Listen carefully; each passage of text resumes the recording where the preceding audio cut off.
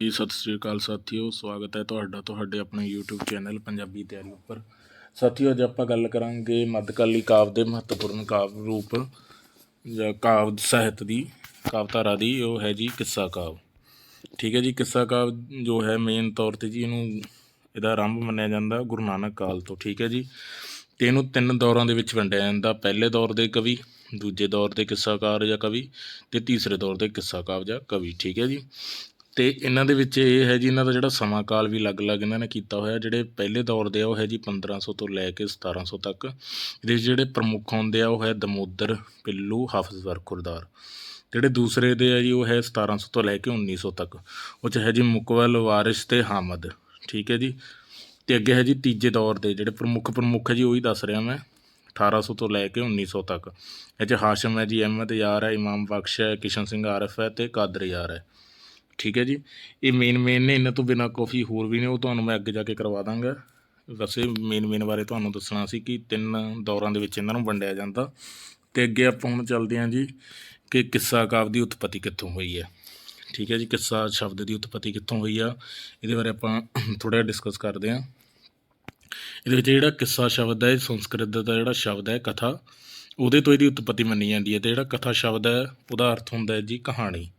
ਠੀਕ ਹੈ ਜੀ। ਕੋਈ ਸਟੋਰੀ ਜਾਂ ਬ੍ਰਿਤਾਂਤ, ਉਹਦੇ ਬਾਰੇ ਜਾਣਕਾਰੀ ਦੇਣਾ। ਅਤੇ ਵੈਸੇ ਜਿਹੜਾ ਮੇਨ ਹੈ ਜੀ, ਜਿਹੜਾ ਸਭ ਤੋਂ ਵੱਧ ਪ੍ਰਮਾਣਿਕ ਹੈ ਜਾਂ ਜਿਹੜਾ ਆਪਣੇ ਮੰਨਿਆ ਵੀ ਜਾਂਦਾ ਕਿ ਜਿਹੜਾ ਕਿੱਸਾ ਸ਼ਬਦ ਹੈ ਇਹਦੀ ਉਤਪਤੀ ਕਿੱਥੋਂ ਹੋਈ ਹੈ ਜਾਂ ਕਿਹੜੀ ਭਾਸ਼ਾ ਤੋਂ ਆਇਆ, ਇਹਦਾ ਹੈ ਜੀ ਇਹ ਅਰਬੀ ਭਾਸ਼ਾ ਤੋਂ ਆਇਆ। ਠੀਕ ਹੈ ਜੀ। ਕਿੱਸਾ ਅਰਬੀ ਭਾਸ਼ਾ ਦਾ ਸ਼ਬਦ ਵੀ ਮੰਨਿਆ ਜਾਂਦਾ ਹੈ। ਠੀਕ ਹੈ ਜੀ। ਬੇਸਿਕਲੀ ਤੁਹਾਨੂੰ ਕੁਐਸਚਨ ਆਏਗਾ ਕਿੱਸਾ ਕਾਵਿ ਜਾਂ ਕਿੱਸਾ ਸ਼ਬਦ ਕਿਹੜੀ ਭਾਸ਼ਾ ਦਾ ਸ਼ਬਦ ਹੈ, ਤਾਂ ਤੁਸੀਂ ਉਹਦੇ 'ਤੇ ਚੁੱਪ ਕਰਕੇ ਅਰਬੀ ਲਗਾਉਣਾ, ਕਿਉਂਕਿ ਅਰਬੀ ਹੀ ਮੰਨਿਆ ਜਾਂਦਾ। ਅਤੇ ਕੁਐਸਚਨ ਬਹੁਤ ਜ਼ਿਆਦਾ ਵਾਰ ਰਿਪੀਟ ਵੀ ਹੋਇਆ। ਜਿਹੜਾ ਇਹਦੇ ਵਿੱਚ ਮੇਨ ਸ਼ਬਦ, ਮੂਲ ਧਾਤੂ ਸ਼ਬਦ ਉਹ ਹੈ ਜੀ ਕਸ, ਜਿਹੜਾ ਅਰਬੀ ਭਾਸ਼ਾ ਦਾ ਹੈ। ਅਤੇ ਇਹਦਾ ਅਰਥ ਹੁੰਦਾ ਹੈ ਜੀ ਪਿੱਛੇ ਜਾਣਾ ਜਾਂ ਪਿੱਛਾ ਕਰਨਾ। ਠੀਕ ਹੈ ਜੀ।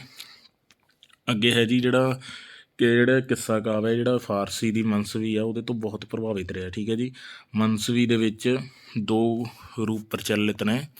ਉਹਨਾਂ ਦੇ ਵਿੱਚ ਇੱਕ ਹੈ ਜੀ ਰਜਮੀਆ ਅਤੇ ਦੂਜਾ ਹੈਗਾ ਵਜਮੀਆ। ਠੀਕ ਹੈ ਜੀ। ਜਿਹੜਾ ਰਜਮੀਆ ਹੈ ਜੀ, ਇਹਦੇ ਵਿੱਚ ਜ਼ਿਆਦਾਤਰ ਯੁੱਧਾਂ, ਜੰਗਾਂ ਦਾ ਵਰਣਨ ਹੁੰਦਾ ਸੀ, ਉਹਦੇ ਨਾਲ ਸੰਬੰਧਿਤ ਕਹਾਣੀ ਹੁੰਦੀ ਸੀ, ਜਿਹੜੀ ਅੱਗੇ ਜਾ ਕੇ ਇਹਨੇ ਵਾਰ ਦਾ ਰੂਪ ਧਾਰ ਲਿਆ। ਅਤੇ ਜਿਹੜੀ ਵਜਮੀਆ ਹੈ ਜੀ, ਇਹਦੇ ਵਿੱਚ ਇਸ਼ਕੀਆ ਜਾਂ ਪ੍ਰੇਮ ਨਾਲ ਸੰਬੰਧਿਤ ਕਹਾਣੀਆਂ ਦਾ ਵਰਣਨ ਹੁੰਦਾ ਸੀ, ਅਤੇ ਜਿਹਨੇ ਅੱਗੇ ਜਾ ਕੇ ਸਮਾਂ ਪਾ ਕੇ ਕਿੱਸਾ ਕਾਵਿ ਦਾ ਰੂਪ ਧਾਰ ਲਿਆ। ਠੀਕ ਹੈ ਜੀ।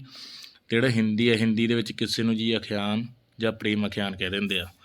ਠੀਕ ਹੈ ਜੀ। ਪ੍ਰੇਮ ਅਖਿਆਨ ਮਤਲਬ ਪਿਆਰ ਨਾਲ ਸੰਬੰਧਿਤ ਕਿੱਸਾ। ਠੀਕ ਹੈ ਜੀ।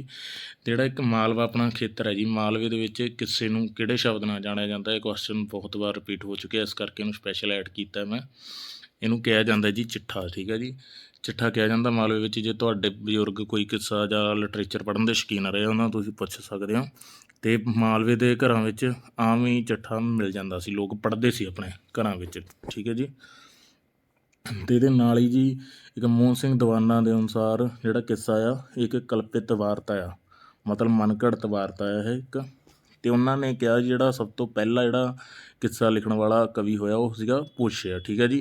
ਅਤੇ ਉਹਨੇ ਇਹ ਪੂਰਵ ਗੁਰੂ ਨਾਨਕ ਕਾਲ ਦੇ ਵਿੱਚ ਇੱਕ ਕਿੱਸਾ ਲਿਖਿਆ ਸੀ ਸੱਸੀ ਪੁੰਨੂ ਦਾ, ਅਤੇ ਉਹਨੂੰ 12ਵੀਂ ਸਦੀ ਦਾ ਕਵੀ ਮੰਨਦਾ ਆ ਮੋਹਨ ਸਿੰਘ ਦੀਵਾਨਾ। ਠੀਕ ਹੈ ਜੀ। ਪੁੱਛਿਆ ਉਹਦਾ ਨਾਮ ਹੈ, ਅਤੇ ਕਿੱਸਾ ਲਿਖਿਆ ਉਹਨੇ ਸੱਸੀ ਪੁੰਨੂ ਦਾ 12ਵੀਂ ਸਦੀ ਵਿੱਚ।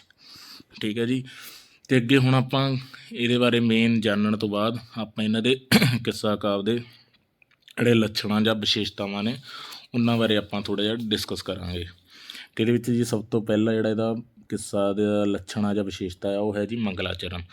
ਮੰਗਲਾਚਰਨ ਦੇ ਵਿੱਚ ਕੀ ਹੁੰਦਾ ਹੈ ਜੀ? ਮੰਗਲਾਚਰਨ ਦੇ ਵਿੱਚ ਮੇਨ ਤੌਰ ਦੇ ਉੱਤੇ ਜਿਹੜਾ ਕਿੱਸਾਕਾਰ ਹੈ ਉਹ ਆਪਣਾ ਕਿੱਸਾ ਆਰੰਭ ਕਰਨ ਤੋਂ ਪਹਿਲਾਂ ਰੱਬ ਨੂੰ, ਪਰਮਾਤਮਾ ਨੂੰ ਧਿਆਉਂਦਾ, ਉਹਨਾਂ ਦੀ ਆਰਾਧਨਾ ਕਰਦਾ। ਠੀਕ ਹੈ ਜੀ। ਆਪਣੇ ਗੁਰੂ ਨੇ ਜਿਹੜੇ ਉਹਨਾਂ ਦੇ ਪੀਰ ਹੈ ਜਾਂ ਉਹਨਾਂ ਜਿਹੜੇ ਪੈਗੰਬਰ ਆ ਕਿੱਸਾਕਾਰ ਦੇ, ਉਹਨਾਂ ਨੂੰ ਉਹ ਇੱਕ ਵਾਰੀ ਉਹਨਾਂ ਤੋਂ ਹੀ ਸ਼ੁਰੂਆਤ ਕਰਦਾ ਕਿੱਸੇ ਦੀ।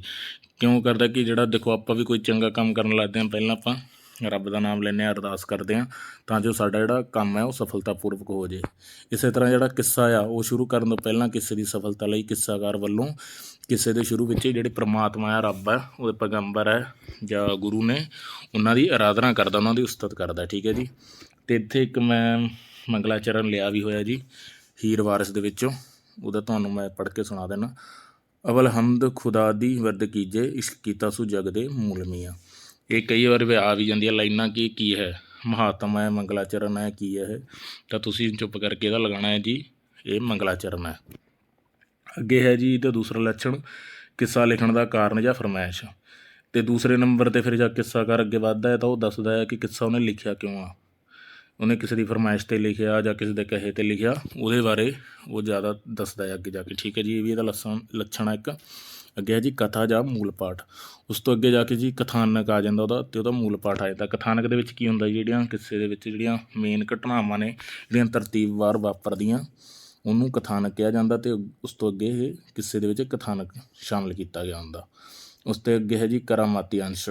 ਕਿੱਸੇ ਦੇ ਵਿੱਚ ਕਰਾਮਾਤੀ ਅੰਸ਼ ਆਮ ਹੀ ਮਿਲ ਜਾਂਦਾ ਜੀ। ਜਦੋਂ ਆਪਾਂ ਪੂਰਨ ਭਗਤ ਦਾ ਕਿੱਸਾ ਪੜ੍ਹਦੇ ਹਾਂ, ਉਹਦੇ ਵਿੱਚ ਤੁਸੀਂ ਦੇਖਦੇ ਹੋ ਕਿ ਉਹਨੂੰ ਖੂਹ ਵਿੱਚ ਸੁੱਟ ਦਿੱਤਾ ਜਾਂਦਾ, ਅਤੇ ਉਹ ਇੱਕ ਧਾਗੇ ਨੂੰ ਫੜ ਕੇ, ਜਾਂ ਗੋਰਖਨਾਥ ਇੱਕ ਧਾਗਾ ਸੁੱਟਦਾ ਆ, ਅਤੇ ਉਹਦੇ ਰਾਹੀਂ ਜਦ ਉਹਦੇ ਪੂਰਨ ਭਗਤ ਦੇ ਹੱਥ ਵੀ ਨਹੀਂ, ਬਾਹਾਂ ਵੀ ਨਹੀਂ, ਉਹ ਇੱਕ ਧਾਗਾ ਫੜ ਕੇ ਬਾਹਰ ਨਿਕਲਿਆ ਆਉਂਦਾ। ਠੀਕ ਹੈ ਜੀ, ਇਹ ਕਰਾਮਾਤੀ ਅੰਸ਼ ਕਿੱਸਿਆਂ ਵਿੱਚ ਆਮ ਮਿਲਦੇ ਆ। ਉਸ ਤੋਂ ਅੱਗੇ ਹੈ ਜੀ ਪ੍ਰਕਿਰਤੀ ਚਿੱਤਰਣ।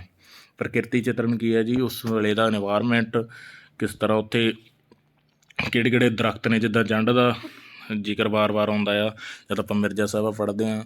ਉਸ ਤਰ੍ਹਾਂ ਕਿਸ ਤਰ੍ਹਾਂ ਪ੍ਰਕਿਰਤੀ ਹੈ, ਜਿੱਦਾਂ ਮਧਾਣੀ ਦੀਆਂ ਗੱਲਾਂ ਕਰ ਰਿਹਾ ਆ ਆਪਣਾ ਵਾਰਿਸ਼ ਆ, ਕਿ ਉਸ ਵੇਲੇ ਦੀ ਪ੍ਰਕਿਰਤੀ ਕਿਸ ਤਰ੍ਹਾਂ ਦੀ ਸੀ, ਕਿੱਦਾਂ ਚਿੜੀਆਂ ਚਹਿਚਹਾਉਂਦੀਆਂ, ਉਹਨਾਂ ਚੀਜ਼ਾਂ ਦਾ ਜ਼ਿਕਰ ਆਮ ਮਿਲਦਾ। ਠੀਕ ਹੈ ਜੀ। ਹਾਂਜੀ, ਅੱਗੇ ਹੈ ਜੀ ਪਾਤਰ ਚਿੱਤਰਨ। ਪਾਤਰ ਚਿੱਤਰਨ ਦੇ ਵਿੱਚ ਜੀ ਕਰੈਕਟਰ ਸਕੈਚ, ਜਿੱਦਾਂ ਆਪਾਂ ਕੋਈ ਨਾਵਲ ਪੜ੍ਹਦੇ ਹਾਂ, ਹੈ ਨਾ ਜੀ, ਤੁਸੀਂ ਦੇਖਦੇ ਹੋ ਉਹਦੇ ਵਿੱਚ ਤੁਹਾਨੂੰ ਆਮ ਆਪਾਂ ਉਹਦੇ ਵਿੱਚ ਪਾਤਰ ਚਿੱਤਰਨ ਦਾ ਆਪਾਂ ਨੂੰ ਕੁਐਸਚਨ ਆਉਂਦਾ। ਇਹਦੇ ਵਿੱਚ ਪਾਤਰ ਚਿੱਤਰਨ ਕੀ ਹੈ ਕਿ ਦੇਖੋ, ਹਰੇਕ ਜਿਹੜਾ ਉਹਦੇ ਵਿੱਚ ਕੋਈ ਵੀ ਪਾਤਰ ਲਿਆ ਗਿਆ, ਉਹਦਾ ਪਾਤਰ ਚਿੱਤਰਨ ਕਿੱਸਾਕਾਰ ਬਹੁਤ ਹੀ ਬਖੂਬੀ ਤਰੀਕੇ ਨਾਲ ਕਰਦਾ ਆ, ਕਿ ਉਹ ਦੇਖਣ ਵਿੱਚ ਇੱਦਾਂ ਆ, ਉਹਦੀ ਦਿੱਖ ਇੱਦਾਂ ਆ, ਉਹ ਇੱਦਾਂ ਸੋਹਣਾ ਲੱਗਦਾ ਆ, ਉਹਦੇ ਆਹ ਗੁਣ ਨੇ, ਉਹਦੇ ਗੁਣ ਨੇ, ਉਹ ਜਿਹੜੀਆਂ ਚੀਜ਼ਾਂ ਦਾ ਸਾਰਿਆਂ ਦਾ ਡਿਸਕਸ ਆ, ਉਹ ਕਿੱਸੇ ਦੇ ਵਿੱਚ ਲਾਜ਼ਮੀ ਤੱਤ ਹੈ ਜੀ। ਠੀਕ ਹੈ ਜੀ। ਅੱਗੇ ਹੈ ਜੀ ਨਾਇਕ ਨਾਇਕਾਂ ਵਿਰੋਧੀ ਪਾਤਰ। ਇਹਨੂੰ ਆਪਾਂ ਇੱਥੇ ਖਲਨਾਇਕ ਵੀ ਲਿਖ ਸਕਦੇ ਹਾਂ, ਕਿ ਦੇਖੋ ਕਿੱਸਾਕਾਰ ਦੇ ਵਿੱਚ ਜਿੱਦਾਂ ਜੇ ਨਾਇਕ ਹੈ ਅਤੇ ਉਹਦੇ ਵਿੱਚ ਜ਼ਰੂਰ ਵਿਰੋਧੀ ਤੱਤ ਵੀ ਪਏ ਹੋਣਗੇ। ਜਿੱਦਾਂ ਪੂਰਨ ਭਗਤ ਹੈ, ਉਹਦੇ ਵਿੱਚ ਲੂਣਾ ਜਿਹੜਾ ਇੱਕ ਵਿਰੋਧੀ ਪਾਤਰ ਦੀ ਭੂਮਿਕਾ ਨਿਭਾਉਂਦੀ ਹੈ। ਇਸ ਤਰ੍ਹਾਂ ਜਿਹੜਾ ਹੀਰ ਰਾਂਝਾ ਹੈ, ਉਹਦੇ ਵਿੱਚ ਕੈਦੋਂ ਹੈ ਜਿਹੜਾ, ਉਹ ਵੀ ਵਿਰੋਧੀ ਧਿਰ ਦੀ ਭੂਮਿਕਾ ਜਾਂ ਵਿਰੋਧੀ ਪਾਤਰ ਦੀ ਭੂਮਿਕਾ ਨਿਭਾਉਂਦਾ ਹੈ। ਠੀਕ ਹੈ ਜੀ। ਅੱਗੇ ਹੈ ਜੀ ਸਮੇਂ ਦਾ ਸਮਾਜ, ਕਿ ਉਸ ਸਮੇਂ ਕਿਸ ਤਰ੍ਹਾਂ ਦਾ ਸਮਾਜ ਹੈ, ਉੱਥੇ ਕਿਸ ਤਰ੍ਹਾਂ ਦਾ ਕਲਚਰ ਚੱਲ ਰਿਹਾ, ਕਿਸ ਤਰ੍ਹਾਂ ਉੱਥੇ ਕਾਸਟਿਜ਼ਮ ਹੈ, ਜਾਂ ਕਿਸ ਤਰ੍ਹਾਂ ਉੱਥੇ ਧਰਮ ਹੈ, ਉਹ ਸਾਰੀਆਂ ਚੀਜ਼ਾਂ ਦਾ ਜ਼ਿਕਰ ਵੀ ਸਾਨੂੰ ਮੱਧਕਾਲੀ ਕਿੱਸਾਕਾਰ ਤੋਂ ਪ੍ਰਾਪਤ ਹੁੰਦਾ। ਜੇ ਆਪਾਂ ਉਸ ਸਮੇਂ ਦੇ ਮੱਧਕਾਲ ਦੇ ਪੰਜਾਬ ਦੀ ਝਲਕ ਵੇਖਣੀ ਹੋਵੇ ਤਾਂ ਸਾਨੂੰ ਹੀਰ ਵਾਰਿਸ ਜ਼ਰੂਰ ਪੜ੍ਹਨੀ ਚਾਹੀਦੀ ਆ। ਸਾਨੂੰ ਉਸ ਸਮੇਂ ਦੇ ਪੰਜਾਬ ਦੀ ਝਲਕ ਕਿੱਸਾ ਕਾਵਿ ਹੀਰ ਵਾਰਿਸ ਵਿੱਚੋਂ ਬਖੂਬੀ ਪ੍ਰਾਪਤ ਹੁੰਦੀ ਹੈ ਜੀ। ਉਸ ਤੋਂ ਅੱਗੇ ਹੈ ਜੀ ਸੰਵਾਦ। ਸੰਵਾਦ ਕੀ ਹੈ ਜੀ, ਜਾਂ ਵਾਰਤਾਲਾਪ ਕੀ ਹੈ, ਕਿ ਦੋ ਪਾਤਰ ਜਾਂ ਤਿੰਨ ਪਾਤਰ ਆਪਸ ਵਿੱਚ ਗੱਲਬਾਤ ਕਰ ਰਹੇ ਆ, ਅਤੇ ਉਸ ਦੇ ਨਾਲ ਕਹਾਣੀ ਅੱਗੇ ਤੁਰਦੀ ਹੈ। ਸੰਵਾਦ ਦੇ ਦੇਖੋ ਇਹਨੂੰ ਇਹ ਬਹੁਤ ਰੌਚਕ ਹੁੰਦਾ, ਇਹਦੇ ਨਾਲ ਹੀ ਸਾਡਾ ਜਿਹੜਾ ਪਾਠਕ ਆ ਪੜ੍ਹਨ ਵਾਲਾ, ਉਹਦਾ ਇੰਟਰਸਟ ਬਣਿਆ ਰਹਿੰਦਾ। ਜਿੰਨੀ ਵਾਰਤਾਲਾਪ ਸੰਖੇਪ ਦੇ ਵਿੱਚ ਹੋਏਗੀ ਅਤੇ ਜਿੰਨੀ ਤੇਜ਼ ਤਰੀਕੇ ਨਾਲ ਹੋਏਗੀ, ਉਨਾ ਹੀ ਕਿੱਸਾ ਕਾਵਿ ਪ੍ਰਭਾਵਸ਼ਾਲੀ ਮੰਨਿਆ ਜਾਂਦਾ। ਜਿੱਦਾਂ ਹੀਰ ਦਾ ਕਿੱਸੇ ਦੇ ਵਿੱਚ, ਹੀਰ ਵਾਰਿਸ ਦੇ ਵਿੱਚ ਆਪਾਂ ਦੇਖਦੇ ਹਾਂ ਕਿ ਹੀਰ ਦੀ ਆਪਣੀ ਮਾਂ ਦੇ ਨਾਲ ਜਿੱਦਾਂ ਦਾ ਸੰਵਾਦ ਹੈ, ਜਾਂ ਕਾਜੀ ਨਾਲ ਕਿੱਦਾਂ ਦਾ ਸੰਵਾਦ ਹੈ, ਉਹ ਬਹੁਤ ਬਖੂਬੀ ਤਰੀਕੇ ਨਾਲ ਵਾਰਿਸ ਸ਼ਾਹ ਨੇ ਪੇਸ਼ ਕੀਤਾ ਹੈ ਜੀ। ਠੀਕ ਹੈ ਜੀ। ਇਹਦੇ ਨਾਲ ਜਿਹੜਾ ਕਿੱਸਾ ਕਾਵਿ ਆ, ਉਹਦੇ ਅੱਗੇ ਦੀ ਅੱਗੇ ਜਿਹੜਾ ਪੜਾਅ ਵੱਧਦੇ ਆ, ਉਹ ਵਾਰਤਾਲਾਪ ਰਾਹੀਂ ਹੀ ਵੱਧਦੇ ਆ ਕਹਾਣੀ ਅੱਗੇ ਦੀ ਅੱਗੇ। ਅੱਗੇ ਹੈ ਜੀ ਜਿਹੜਾ ਹਰੇਕ ਬੰਦੇ ਦਾ ਵੱਖਰਾ ਸਿਰਲੇਖ ਦੇਣ ਦੀ ਰਵਾਇਤ। ਜਿਹੜਾ ਲਗਾ ਲਓ ਹਰੇਕ ਪਾਤਰ ਹੈ, ਕਿੰਨੇ ਵੀ ਪਾਤਰ ਦਿੱਤੇ ਹੋਏ ਆ, ਉਹਦਾ ਹਰੇਕ ਦਾ ਸਿਰਲੇਖ ਵੱਖਰਾ ਦਿੱਤਾ ਗਿਆ ਹੁੰਦਾ। ਠੀਕ ਹੈ ਜੀ, ਕਿ ਹਰੇਕ ਪਾਤਰ ਬਹੁਤ ਮਹੱਤਵਪੂਰਨ ਹੁੰਦਾ ਅਤੇ ਉਹਨੂੰ ਵੱਖਰੇ ਢੰਗ ਨਾਲ ਕਿੱਸਾਕਾਰ ਪੇਸ਼ ਕਰਦਾ ਆ। ਅੱਗੇ ਹੈ ਜੀ ਪਰਾਸਰੀਰਕ ਤੱਤ। ਇਹ ਵੀ ਬਹੁਤ ਮਹੱਤਵਪੂਰਨ ਇੱਕ ਅੰਸ਼ ਮੰਨਿਆ ਜਾਂਦਾ ਜੀ। ਇਹਦੇ ਬਾਰੇ ਵੀ ਕਾਫੀ ਵਾਰੀ ਪੁੱਛ ਲਿਆ ਜਾਂਦਾ। ਜਿਹੜਾ ਇਹਦੇ ਵਿੱਚ ਪਰਾਸਰੀਰਕ ਤੱਤ ਹੈ, ਇਹ ਸਭ ਤੋਂ ਜ਼ਿਆਦਾ ਹੀਰ ਵਾਰਿਸ ਦੇ ਵਿੱਚ ਹੀ ਮਿਲਦਾ ਹੈ। ਇਹਦੇ ਵਿੱਚ ਇਹਦਾ ਕਾਰਨ ਕੀ ਹੈ ਜੀ, ਉਸ ਟਾਈਮ ਇੱਕ ਤਾਂ ਜੀ ਵਿੱਦਿਆ ਦੀ ਘਾਟ ਸੀ, ਲੋਕਾਂ ਕੋਲ ਤਰਕ ਘੱਟ ਸੀਗਾ, ਅਤੇ ਉਦੋਂ ਉਸ ਟਾਈਮ ਜਿਹੜੀਆਂ ਦੈਵੀ ਸ਼ਕਤੀਆਂ ਜਾਂ ਅੰਧ ਵਿਸ਼ਵਾਸ ਆ, ਉਹਦੇ ਵਿੱਚ ਜ਼ਿਆਦਾ ਵਿਸ਼ਵਾਸ ਕੀਤਾ ਜਾਂਦਾ ਸੀ। ਠੀਕ ਹੈ ਜੀ। ਵਾਰ ਇੱਕ ਪਰਾਸਰੀਰਕ ਜਿਹੜੇ ਤੱਤ ਆਉਂਦੇ ਆ, ਉਹ ਹੁੰਦੇ ਆ ਆਪਣੇ ਹੀਰ ਵਾਰਿਸ ਦੇ ਵਿੱਚ ਪੰਜ ਪੀਰ ਕੋਈ ਵੀ ਚਮਤਕਾਰ ਕਰਦੇ ਆ, ਉਹ ਆਪਣੇ ਚਮਤਕਾਰ ਰਾਹੀਂ ਜਿਹੜੀ ਹੀਰ ਆ ਉਹ ਰਾਂਝੇ ਨੂੰ ਬਖਸ਼ ਦਿੰਦੇ ਆ। ਠੀਕ ਹੈ ਜੀ। ਅੱਗੇ ਹੈ ਸਾਥੀਓ ਕਾਵਿਆਵਾਚ ਹੈ ਜੀ। ਇਹਦੇ ਵਿੱਚ ਦੇਖੋ, ਜਦੋਂ ਵੀ ਕੋਈ ਕਿੱਸਾਕਾਰ ਆ ਜਾਂ ਕਵੀ ਆ, ਆਪਣੇ ਕਿੱਸੇ ਦੇ ਵਿੱਚ ਹਰੇਕ ਬੰਦੇ ਅੰਤ ਤੁਕ ਵਿੱਚ ਆਪਣਾ ਤਕੱਲੁਸ ਮਤਲਬ ਆਪਣਾ ਨਾਮ ਵਰਤਦਾ, ਜਾਂ ਕੋਈ ਅਟੱਲ ਸੱਚਾਈ ਦੇ ਬਾਰੇ ਲਿਖਦਾ ਆ ਤਾਂ ਉਹਨੂੰ ਕਹਿੰਦੇ ਆ ਕਾਬਿਆਵਾਜ਼। ਠੀਕ ਹੈ ਜੀ, ਇਹ ਇੱਕ ਕਿੱਸਾਕਾਰ ਦਾ ਬਹੁਤ ਮਤਲਬ ਵਧੀਆ ਗੁਣ ਹੁੰਦਾ ਹੈ, ਜਿਹਦੇ ਵਿੱਚ ਉਹ ਆਪਣਾ ਕੋਈ ਉਸ ਵੇਲੇ ਦੀ ਅਟੱਲ ਸੱਚਾਈ ਵਗੈਰਾ ਦਾ ਜ਼ਿਕਰ ਕਰਦਾ ਹੈ। ਠੀਕ ਹੈ ਜੀ, ਅੱਗੇ ਹੈ ਜੀ ਕਿੱਸਿਆਂ ਦਾ ਵਰਗੀਕਰਨ ਜਾਂ ਕਿੱਸਿਆਂ ਦੀਆਂ ਕਿਸਮਾਂ। ਠੀਕ ਹੈ ਜੀ, ਇਹ ਅਲੱਗ-ਅਲੱਗ ਆਪਣੇ ਜਿਹੜੇ ਸਾਹਿਤਕਾਰ ਨੇ ਜਾਂ ਜਿਹੜੇ ਆਪਣੇ ਆਲੋਚਕ ਨੇ ਉਹਨਾਂ ਨੇ ਅਲੱਗ-ਅਲੱਗ ਤਰੀਕੇ ਨਾਲ ਕਰੀ ਆ। ਆਪਾਂ ਇੱਕ ਇਹਨਾਂ ਦੀ ਪਹਿਲਾਂ ਆਹ ਵਾਲੀ ਵੰਡ ਵੇਖ ਲੈਂਦੇ ਹਾਂ। ਇਹਦੇ ਵਿੱਚ ਸਭ ਤੋਂ ਪਹਿਲਾਂ ਹੈ ਜੀ ਪ੍ਰੇਮ ਦੇ ਕਿੱਸੇ। ਪ੍ਰੇਮ ਦੇ ਕਿੱਸੇ ਕਿਹੜੇ ਕਿਹੜੇ ਆ? ਹੀਰ ਰਾਂਝਾ, ਸੋਹਣੀ ਮਹੀਵਾਲ, ਸੱਸੀ ਪੁੰਨੂ, ਸ਼ੇਰੀ ਫਰਿਆਦ, ਮਿਰਜ਼ਾ ਸਾਹਿਬਾ। ਠੀਕ ਹੈ ਜੀ, ਉਸ ਤੋਂ ਬਾਅਦ ਹੈ ਜੀ ਰੋਮਾਂਟਿਕ ਕਿੱਸੇ। ਰੋਮਾਂਟਿਕ ਕਿੱਸੇ ਦੇ ਵਿੱਚ ਹੈ ਨਲ ਦਮਯੰਤੀ, ਰੂਪ ਰਾਣੀ ਸ਼ਕੁੰਤਲਾ, ਸ਼ਾਹ ਬਹਿਰਾਮ, ਸੈਫਲ ਮਲੂਕ। ਉਸ ਤੋਂ ਹੈ ਜੀ ਸਦਾਚਾਰਕ ਕਿੱਸੇ। ਸਦਾਚਾਰਕ ਕਿੱਸੇ ਹੈ ਜੀ ਪੂਰਨ ਭਗਤ, ਗੋਪੀ ਚੰਦ, ਭਰਤਰੇ ਹਰੀ, ਰੂਪ ਬਸੰਤ, ਰਾਜਾ ਰਸਾਲੂ। ਉਸ ਤੋਂ ਬਾਅਦ ਹੈ ਜੀ ਵੀਰਤਾ ਪ੍ਰਧਾਨ ਕਿੱਸੇ। ਦੁੱਲਾ ਭੱਟੀ, ਜੈਮਲ ਫੱਤਾ, ਰੋਡਾ ਜਲਾਲੀ, ਜੋਣਾ ਮੂੜ, ਸੁੱਚਾ ਸੂਰਮਾ। ਇਹਦੇ ਜਿਹੜੇ ਪ੍ਰੇਮ ਦੇ ਕਿੱਸੇ ਜੀ ਉਹਨਾਂ ਦੇ ਵਿੱਚ ਤਾਂ ਜ਼ਿਆਦਾਤਰ ਪ੍ਰੇਮ ਦੇ ਨਾਲ ਜਾਂ ਇਸ਼ਕੀਆ ਕਿੱਸੇ ਵੀ ਇਹਨਾਂ ਨੂੰ ਕਹਿੰਦੇ ਆ ਜੀ, ਪ੍ਰੇਮ ਨਾਲ ਸੰਬੰਧਿਤ ਨੇ। ਜਿਹੜੇ ਰੋਮਾਂਟਿਕ ਕਿੱਸੇ ਆ ਇਹਨਾਂ ਦੇ ਵਿੱਚ ਦੇਖੋ ਜੀ ਜਿਹੜੀ ਪਰਾਸ਼ਰੀਰਿਕ ਅੰਸ਼ ਹੁੰਦਾ ਉਹ ਬਹੁਤ ਜ਼ਿਆਦਾ ਹੁੰਦਾ। ਠੀਕ ਹੈ ਜੀ, ਸ਼ਾਹ ਬਹਿਰਾਮ ਵਿੱਚ ਬਹੁਤ ਜ਼ਿਆਦਾ ਪਰਾਸ਼ਰੀਰਿਕ ਤੱਤ ਹੈ। ਇਸ ਦੇ ਨਾਲ ਸੈਫਲ ਮਲੂਕ ਹੈ ਜਿਹੜਾ ਉਹਦੇ ਵਿੱਚ ਵੀ ਬਹੁਤ ਜ਼ਿਆਦਾ ਪਰਾਸ਼ਰੀਰਿਕ ਤੱਤ ਮਿਲਦਾ ਹੈ। ਠੀਕ ਹੈ ਜੀ, ਚਮਤਕਾਰ ਵਗੈਰਾ ਬਹੁਤ ਜ਼ਿਆਦਾ। ਉਹ ਤੋਂ ਬਾਅਦ ਸਦਾਚਾਰਕ ਕਿੱਸੇ ਕਿ ਸਾਡਾ ਮਤਲਬ ਇੱਕ ਆਚਰਣ ਕਿਸ ਤਰ੍ਹਾਂ ਦਾ ਹੋਣਾ ਚਾਹੀਦਾ ਹੈ ਨਾ ਜੀ, ਆਪਾਂ ਨੂੰ ਨੈਤਿਕ ਸਿੱਖਿਆ ਇਹਨਾਂ ਤੋਂ ਮਿਲਦੀ ਆ ਸਦਾਚਾਰਕ ਕਿੱਸਿਆਂ ਤੋਂ। ਵੀਰਤਾ ਪ੍ਰਧਾਨ ਕਿੱਸੇ ਕਿਹੜੇ ਆ? ਯਾਨੀ ਜਿੱਦਾਂ ਕਿਸੇ ਜਿਹੜਾ ਆਪਣੇ ਲੋਕ ਨਾਇਕ ਹੋਏ ਆ ਉਹਨਾਂ ਦੇ ਜੀਵਨ ਨਾਲ ਸੰਬੰਧਿਤ ਹੁੰਦੇ ਆ ਅਤੇ ਕਿਸ ਤਰ੍ਹਾਂ ਉਹਨਾਂ ਨੇ ਆਪਣੀ ਵੀਰਤਾ ਨਾਲ ਜ਼ੁਲਮਾਂ ਦਾ ਵਿਰੋਧ ਕੀਤਾ, ਉਹਦੇ ਨਾਲ ਸੰਬੰਧਿਤ ਇਹ ਕਿੱਸੇ ਹੁੰਦੇ ਆ ਵੀਰਤਾ ਪ੍ਰਧਾਨ ਵਾਲੇ। ਉਸ ਤੋਂ ਅੱਗੇ ਹੈ ਜੀ ਕਿੱਸਾ, ਜਿਹੜੇ ਆਪਣੇ ਕਿੱਸੇ ਨੇ ਉਹਨਾਂ ਦਾ ਇੱਕ ਹੋਰ ਤਰੀਕੇ ਨਾਲ ਵੀ ਵਰਗੀਕਰਨ ਕੀਤਾ ਗਿਆ, ਉਹਦੇ ਨਾਲ ਆਪਾਂ ਵੇਖ ਲੈਂਦੇ ਹਾਂ ਕਿਹੜੇ ਪੰਜਾਬੀ ਕਿੱਸੇ ਆ। ਇਹ ਹੈ ਜੀ ਹੀਰ ਰਾਂਝਾ, ਸੋਹਣੀ ਮਹੀਵਾਲ, ਮਿਰਜ਼ਾ ਸਾਹਿਬਾ। ਜਿਹੜੇ ਵਿਦੇਸ਼ੀ ਕਿੱਸੇ ਆ ਉਹ ਹੈ ਜੀ ਯੂਸਫ, ਜ਼ੁਲੈਖਾ, ਸ਼ੇਰੀ ਫਰਿਆਦ, ਸੈਫਲ ਮਲੂਕ, ਸ਼ਾਹ ਬਹਿਰਾਮ, ਲੈਲਾ ਮਜਨੂ, ਹਾਤਮ ਤਾਈ। ਕਿ ਮਤਲਬ ਇਹ ਵਿਦੇਸ਼ੀ ਧਰਤੀ ਤੋਂ ਆਏ ਆ। ਜਿਹੜੇ ਪੰਜਾਬੀ ਕਿੱਸੇ ਆ ਪੰਜਾਬ ਦੀ ਧਰਤੀ ਦੇ ਵਿੱਚ ਹੀ ਇੱਥੋਂ ਦੇ ਕਰੈਕਟਰ ਹੋਏ ਨੇ, ਇਹਨਾਂ ਦੇ ਉੱਤੇ ਕਿੱਸੇ ਲਿਖੇ ਗਏ ਨੇ। ਅਤੇ ਜਿਹੜੇ ਵਿਦੇਸ਼ੀ ਕਿੱਸੇ ਆ ਇਹ ਹੋਰ ਧਰਤੀ 'ਤੇ ਵਾਪਰੇ ਆ। ਠੀਕ ਹੈ ਜੀ, ਜਿਵੇਂ ਤੁਹਾਨੂੰ ਦੱਸ ਚੁੱਕਿਆ ਮੈਂ, ਯੂਸਫ, ਜ਼ੁਲੈਖਾ, ਸ਼ੇਰੀ ਫਰਿਆਦ, ਸੈਫਲ ਮਲੂਕ, ਸ਼ਾਹ ਬਹਿਰਾਮ, ਲੈਲਾ ਮਜਨੂ ਅਤੇ ਹਾਤਮ ਤਾਈ। ਅਤੇ ਇਸ ਦੇ ਨਾਲ ਹੀ ਜੀ ਭਾਰਤੀ ਕਿੱਸੇ ਜਿਹੜੇ ਭਾਰਤ ਦੀ ਧਰਤੀ ਨਾਲ ਸੰਬੰਧਿਤ ਆ, ਉਹ ਹੈ ਜੀ ਪੂਰਨ ਭਗਤ, ਰਾਜਾ ਰਸਾਲੂ, ਨਲ ਦਮਯੰਤੀ, ਭਰਤਰੇ ਹਰੀ, ਗੋਪੀ ਚੰਦ ਅਤੇ ਰੂਪ ਬਸੰਤ। ਠੀਕ ਹੈ ਜੀ, ਉਸ ਤੋਂ ਅੱਗੇ ਹੈ ਜੀ ਸਥਾਨਕ ਕਿੱਸੇ, ਜਿਹੜੇ ਲੋਕਲ ਕਿੱਸੇ ਜਿਹਨਾਂ ਨੂੰ ਕਹਿ ਦਿੰਦੇ ਆ।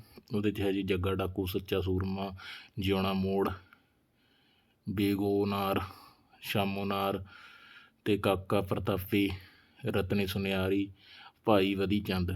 ਠੀਕ ਹੈ ਜੀ, ਇਹ ਸੀਗਾ ਜੀ ਕਿੱਸਿਆਂ ਦਾ ਵਰਗੀਕਰਨ। ਦੋ ਤਰੀਕੇ ਨਾਲ ਕੀਤਾ ਗਿਆ ਜੀ, ਇਹਨੂੰ ਤੁਸੀਂ ਚੰਗੀ ਤਰ੍ਹਾਂ ਵੇਖ ਲੈਣਾ। ਅਤੇ ਅੱਗੇ ਆਪਾਂ ਅਗਲੀ ਵੀਡੀਓ ਦੇ ਵਿੱਚ ਕਰਵਾਵਾਂਗੇ ਜੀ ਜਿਹੜੇ ਵੀ ਹੁਣ ਤੱਕ ਦੇ ਆਪਣੇ ਕਿੱਸਾਕਾਰ ਹੋਏ ਨੇ, ਕਿੱਸੇਕਾਰਾਂ ਨੂੰ ਆਪਾਂ ਇੱਕ ਇੱਕ ਕਿੱਸਾਕਾਰ ਕਰਕੇ ਕਰ ਲਾਂਗੇ ਜਾਂ ਦੋ ਦੋ ਤਿੰਨ ਤਿੰਨ ਇਕੱਠੇ ਕਰ ਲਾਂਗੇ ਇੱਕ ਵੀਡੀਓ ਵਿੱਚ। ਅਤੇ ਵੀਡੀਓ ਵੇਖਣ ਲਈ ਤੁਹਾਡਾ ਧੰਨਵਾਦ। ਚੈਨਲ ਨਾਲ ਜੁੜੇ ਰਹੋ ਜੀ। ਜੇ ਅਗਰ ਵੀਡੀਓ ਚੰਗੀ ਲੱਗੇ ਤਾਂ ਲਾਈਕ ਅਤੇ ਸਬਸਕ੍ਰਾਈਬ ਜ਼ਰੂਰ ਕਰ ਦੇਣਾ। ਧੰਨਵਾਦ ਜੀ।